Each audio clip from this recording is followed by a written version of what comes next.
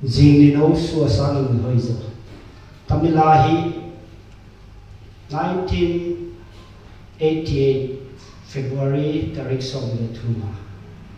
Pasien to kakimu na lahia. Tami pasien to kakimu zoin. Tarik som le li February jingka thai ni. Pasien in Tamila kadailin na ang pia kata sa punte kay na kakujung te kay na hoy kasa muale tangte sin kay na kota hiji muale tangte hoy kasa ni sa ang suwa